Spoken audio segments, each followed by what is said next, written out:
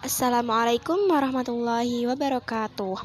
Perkenalkan, kami dari kelompok 3 dengan saya Hidayatul Robiah dan rekan-rekan saya Ahmad Izul Muna dan Farfisa Akbar akan membahas mengenai negara dan konstitusi. Nah, apa itu negara? Apa itu konstitusi? Dan apa hubungan keduanya? Akan kami bahas di sini.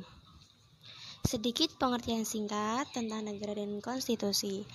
Negara menurut KBBI adalah organisasi dalam suatu wilayah yang mempunyai kekuasaan tertinggi yang sah dan ditaati oleh rakyat.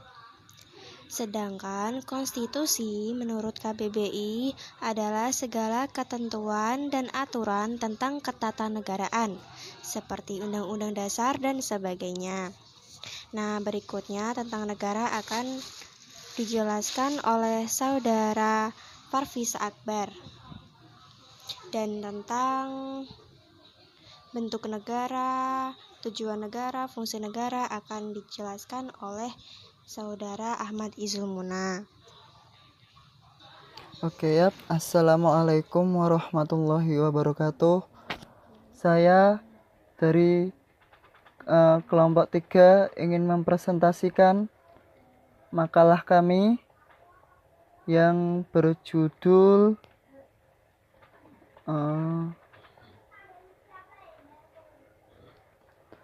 Negara dan Konstitusi. Langsung saja, apa sih negara itu? Nah, pengertian negara yakni negara merupakan salah satu bentuk organisasi yang ada dalam kehidupan masyarakat. Pada prinsipnya, setiap warga masyarakat menjadi anggota dari suatu negara dan harus tunduk pada kekuasaan negara. Melalui kehidupan bernegara dengan pemerintah yang ada di dalamnya, masyarakat ingin mewujudkan tujuan-tujuan tertentu seperti terwujudnya ketentraman, ketertiban, dan kesejahteraan masyarakat. Agar pemerintah suatu negara memiliki kekuasaan untuk mengatur kehidupan masyarakat, tidak bertindak seenaknya, maka ada sistem aturan tersebut menggambarkan suatu hierarki atau pertindakan dalam aturan yang paling tinggi tingkatannya sampai pada aturan yang paling rendah. Langsung ya, apa sih pengertian bangsa dan negara itu? Pengertian bangsa dan negara yakni adalah suatu kelompok manusia yang dianggap memiliki identitas bersama dan mempunyai kesamaan bahasa, agama, budaya, dan sejahtera. Dalam pengertian lainnya, bangsa adalah sekelompok manusia yang dipersatukan karena memiliki persamaan, sejarah, dan cita-cita yang mana mereka terikat di dalam satu tanah air. Sedangkan pengertian bangsa dalam arti sosiologis atau antropologis adalah perkumpulan orang yang saling membutuhkan dan berinteraksi untuk mencapai tujuan bersama dalam suatu wilayah. Sedangkan dalam arti politis, pengertian bangsa adalah suatu masyarakat dalam suatu daerah yang sama dan tunduk pada kedaulatan negara sebagai satu kekuasaan tertinggi keluar dan ke dalam. Dalam Ensiklopedia Indonesia, dasar negara berarti pedoman dalam mengatur kehidupan, penyelenggaraan, ketatanegaraan, negara yang mencakup berbagai kehidupan. Dasar negara yang digunakan di Indonesia adalah Pancasila. Nilai-nilai luhur yang terkandung Pancasila ada dalam kalbu bangsa jauh sebelum Indonesia merdeka. Teori terjadinya negara. Apa sih teori teokrasi itu? Terus apa sih teori organik itu? Apa sih teori perjanjian? Apa sih teori kekuasaan? Dan apa sih teori kedaulatan? Saya jelaskan satu-satu ya teman-teman. Untuk teori teokrasi, menurut teori ini, negara berdasarkan kehendak Tuhan. Paham ini muncul bahwa keyakinan keagamaan bahwa Tuhanlah Maha Pencipta di langit dan bumi, pemegang kekuasaan tertinggi. Tiada kekuasaan di dunia ini yang tidak berasal dari Tuhan, termasuk negara. Penganut teori ini Thomas Aquinas, Agustinus, F.J. Sadal maupun Hegel. Teori organik. Teori organik ini pertama kali diperkenalkan oleh tinggal di wilayah geografi saja. Tapi negara harus ada ikatan yang muncul, yaitu keadilan. Negara muncul karena ada kebutuhan yang sangat banyak dan beragam. Apa sih teori perjanjian itu? Teori perjanjian yakni masyarakat memandang terjadinya suatu negara karena adanya perjanjian masyarakat. Apa sih teori kekuasaan? Menurut teori kekuasaan, siapa yang berkemampuan untuk memiliki kekuasaan atau berhasil mencapai kekuasaan selayaknya memegang puncak pemerintahan. Apa sih teori kedaulatan? Teori kedaulatan rakyat memandang keberadaan negara karena adanya kekuasaan tertinggi yang mampu mengatur kehidupan bersama masyarakat atau negara. Bentuk negara. 1. Negara kesatuan, unitaris. Negara kesatuan adalah negara yang tersusun tunggal. Negara yang hanya berdiri satu negara saja. Tidak terdapat negara dalam suatu negara. 2. Negara serikat, federasi. Negara serikat adalah negara yang merupakan gabungan dari beberapa, kemudian menjadi negara-negara bagian daripada suatu negara serikat. Fungsi negara secara umum. Fungsi negara pada umumnya mencakup 4 hal, yaitu 1. Fungsi keamanan dan ketertiban. 2. Fungsi kesejahteraan dan kemakmuran. 3. Fungsi pertahanan. 4. Fungsi keadilan. Tujuan negara. Setiap warga negara yang berdiri pasti mempunyai tujuan tertentu, di mana tujuan negara yang satu dengan yang lain adalah berbeda-beda. Hal ini disebabkan oleh penguasa negara yang sedang memerintah. Sebab negara berdiri bertujuan untuk mencapai kebahagiaan bersama semua orang yang masuk dalam organisasi negara tersebut. Tujuan negara secara umum. 1. Untuk memperluas kekuasaan.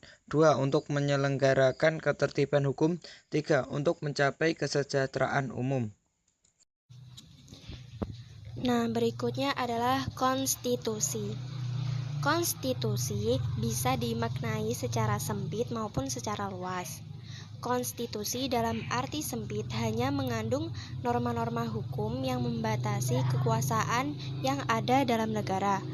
Sedangkan konstitusi dalam arti luas adalah keseluruhan dari ketentuan-ketentuan dasar atau hukum dasar, baik yang tertulis ataupun yang tidak tertulis, maupun campuran keduanya, tidak hanya sebagai aspek hukum, melainkan juga non-hukum. Asal kata konstitusi. Pengertian konstitusi dari asal kata bahasa Prancis, yaitu constituer, yang berarti membentuk. Sedangkan di negara dengan penggunaan bahasa Inggris dipakai istilah constitution. Dalam bahasa Latin, kata konstitusi merupakan gabungan dari dua kata, yaitu cum dan stature. Cum adalah preposisi yang berarti bersama dengan, sedangkan stature mempunyai arti membuat sesuatu agar berdiri atau mendirikan. Jenis-jenis konstitusi. Kacewar membagi konstitusi menjadi 4 jenis, yaitu sebagai berikut.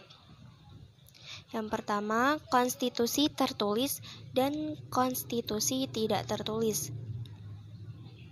Konstitusi tertulis adalah suatu konstitusi atau UUD yang dituangkan dalam dokumen formal. Sedangkan konstitusi yang bukan dalam bentuk tertulis atau konstitusi tidak tertulis adalah suatu konstitusi yang tidak dituangkan dalam dokumen formal. Contohnya, konstitusi yang berlaku di Inggris, Israel, New Zealand, dan sebagainya. Yang kedua, konstitusi fleksibel dan konstitusi rigid. Konstitusi fleksibel bersifat elastis, diumumkan dan diubah dengan cara yang sama seperti undang-undang. Sedangkan konstitusi rigid mempunyai kedudukan dan derajat yang jauh lebih tinggi dari peraturan perundang-undangan yang lain. Hanya dapat diubah dengan cara yang khusus dan istimewa atau dengan persyaratan yang berat.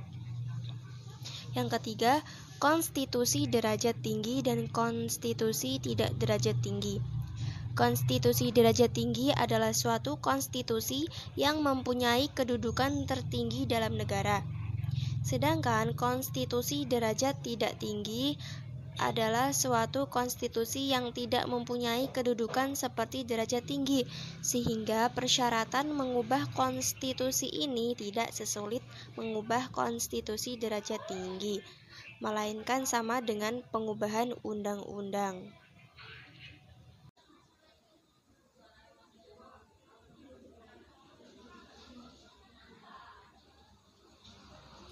Yang keempat adalah konstitusi negara serikat dan negara kesatuan.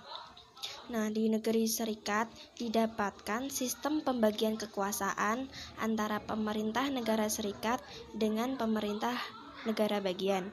Pembagian tersebut diatur dalam konstitusinya atau undang-undang dasar.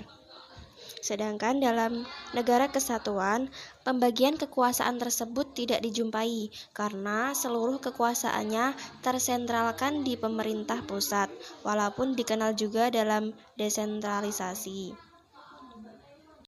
Berikutnya adalah tujuan konstitusi. Tujuan dibuatnya konstitusi adalah untuk mengatur jalannya kekuasaan dengan jalan membatasinya melalui aturan untuk menghindari terjadinya kesewenangan yang dilakukan penguasa terhadap rakyatnya, serta memberikan arahan kepada penguasa untuk mewujudkan tujuan negara. Fungsi konstitusi. Konstitusi sebagai penentu dan pembatas kekuasaan organ negara dan pengatur hubungan kekuasaan antar organ negara, pengatur hubungan antar organ negara dengan warga negara, pemberi atau sumber legitimasi terhadap kekuasaan negara ataupun kegiatan penyelenggaraan kekuasaan negara. Lanjutannya, fungsi penyalur atau pengalih kesewenangan dari sumber kekuasaan yang asli atau yang dalam sistem demokrasi adalah rakyat kepada organ negara. Fungsi simbolik sebagai pemersatu, fungsi simbolik sebagai rujukan identitas dan keagungan kebangsaan, fungsi simbolik sebagai pusat upacara, fungsi sebagai sarana pengendalian masyarakat baik dalam arti sempit hanya di bidang politik maupun dalam arti luas yang mencakup sosial dan ekonomi. Kemudian konstitusi sebagai sarana perekayasaan dan pembaruan masyarakat baik dalam arti sempit ataupun luas. Nah, apa sih hubungan antara konstitusi dan negara? Hubungan antara konstitusi dengan negara sangat erat. Negara, dalam hal ini pemerintah, tidak dapat melaksanakan kekuasaan tanpa konstitusi. Demikian sebaliknya, konstitusi tidak akan lahir tanpa adanya negara. Akan tetapi, kelahiran sebuah konstitusi adalah kehendak dari rakyat, sebab rakyatlah yang memiliki kedaulatan atas negara. Sekian dari kami. Jika ada pertanyaan, silakan tanyakan di WA Group. Terima kasih. Wassalamualaikum warahmatullahi wabarakatuh.